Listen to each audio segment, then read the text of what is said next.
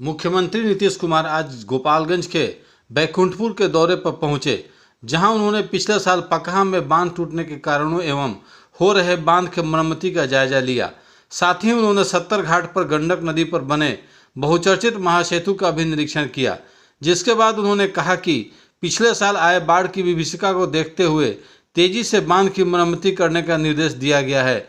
साथ ही उन्होंने बताया कि एनआईटी पटना के एक्सपर्ट की राय से 210 मीटर के टूटे बांध के मरम्मति कार्य के लिए स्टील पाइप का उपयोग करने का निर्देश दिया गया है।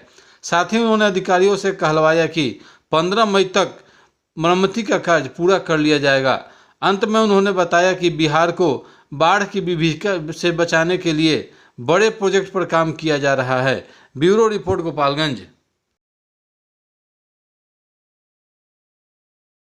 हाँ, तो ये जो टूटा अप्रोच यहाँ टूटा, हाँ, यहाँ टूटा जो इस 70 घाट का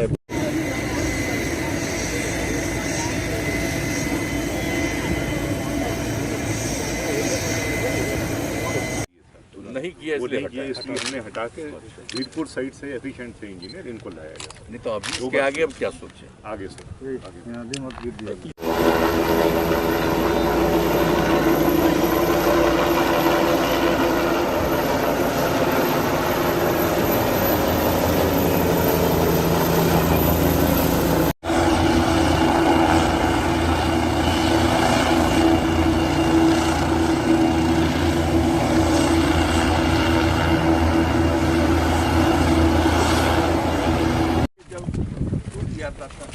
तो यहाँ पर सर ये 25 फीट गड्ढा हो गया था।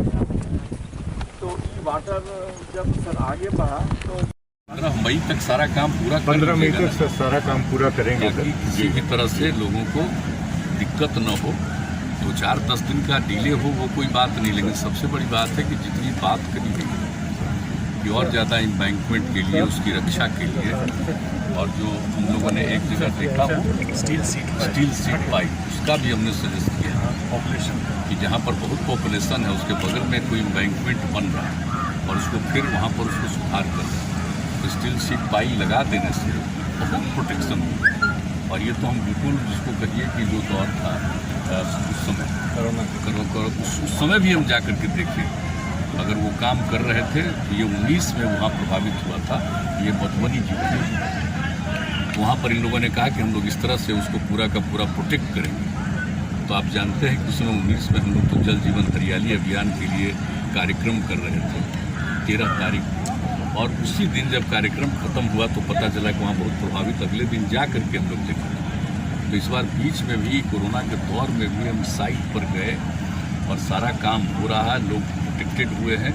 और उसके बाद जो भी ये जो नया जो स्टील सीट पाइप का जो काम नेपाल बॉर्डर पे गए, तो ये और नेपाल बॉर्डर पर तो गई, लेकिन इन सब चीज़ों को जो देखा तो बिहार में पहली बार वो काम हुआ और बहुत अच्छा है। जानते हो नीचे जा कर के 12 मीटर तक नीचे चला जाता है और 12 मीटर तक नीचे रख करके उसको स्टील से उसको प्रोटेक्ट करता है। तो उसी तरह का एक काम जो वहाँ शुरू हुआ, तो हमने कहा कि भाई इसको तो अन्य जगहों पर करिए। तो आज हमने यहाँ पर चूँकि गांव प्रभावित हुआ था तो उसके बगल में जो कुछ भी इसको सुधार रहे हैं, एम्बैंकमेंट को और बना रहे हैं, तो उसमें हमने यह भी उनको सजेस्ट किया है, ये भी काम करेंगे। और ताकि जो सारा काम किया जाएगा कि आगे इस इलाके में फिर कठिनाई नहीं हो। लेकिन एक बात और बहुत महत्वपूर्ण कि एक इलाके में कठिनाई है, अगली बार अगर फ्लड आया तो दूसरे इलाके में कठिनाई आ सकती है। तो हमने यही सजेस्ट किया है कि पूरा जितना भी दोनों तरफ बना हुआ है एम्बैंकमेंट, एक एक का पूरे तौर पर अध्ययन करके और भी कहाँ कुछ गुंजाइश ऐसी हो सकती है तो उसको देखते हुए उसके बारे में पहले ही से प्रोटेक्टिव जो भी काम हो सकता है उसके लिए करना चाहिए। तो यही सब काम करने के लिए आज हम उस दौरान तो हम 2 बार ऊपर से ही हेलीकॉप्टर से ही चारों तरफ यात्रा करते हुए देख लिए थे। और उसी समय जो यहाँ की समस्या 2 बार हुई, और आप जानते हैं कि पूरे इलाके में जिस तरह से लोग दुष्प्रभावित हुए हैं और जिस तरह से पानी बढ़ा था नेपाल में भी और इस साइड में भी, उसके चलते लोगों को बहुत परेशानी हुई थी और बहुत लोग इसको झेले थे। तो ऐसी स्थिति में तो उसी समय आकर के हम लोगों ने देखा था और उस समय जो कुछ भी किया जाता था लेकिन फिर भी वो बार बार टूट जाता था। तो ये सब तो हम लोगों ने पहले भी देखा है, लेकिन बाद में जब बाढ़ का दौर ख़त्म हुआ तो ये बात तय थी कि इसको तेज़ी से काम करना है ताकि अगले वर्ष लोग बाढ़ से प्रभावित न हो। तो इस तरह से पूरा का पूरा काम कुछ भी जरूरी है वो ये डिपार्टमेंट के द्वारा किया जा रहा है। इसके कितने इंजीनियर्स हैं और एक्सपर्ट्स भी हैं और बहुत सारे काम के लिए तो इन सब चीज़ों के लिए हमने NIT पटना को रखा है कि उसके भी लोग आते हैं इंजीनियर्स और देखते हैं उनके प्रोफेसर्स विशेषज्ञ कहाँ क्या किस तरह से होना चाहिए, इन सब चीज़ों के बारे में उनसे राय ली जाती है। सड़क वगैरह भी कहीं से गुजर रहा है उससे कहाँ क्या दिक्कत आई, तो हर चीज़ों के बारे में इन चीज़ों को देखा जाता है। तो जो भी फ्लड से प्रभावित हुए उसी को ध्यान में रखते हुए पूरा काम किया जा रहा है। और इसी बीच में हम लोगों के मन में ये बात हुई, हमने इरीगेशन डिपार्टमेंट के साथ लगातार चर्चा की है और हमारे माननीय मंत्री जी भी है और इरीगेशन विभाग के सचिव भी है।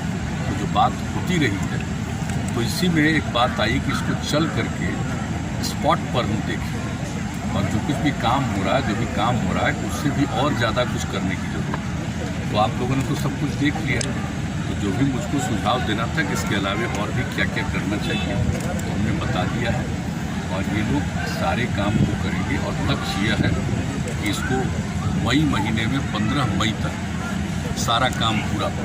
यहाँ सेक्रेटरी साहब हैं।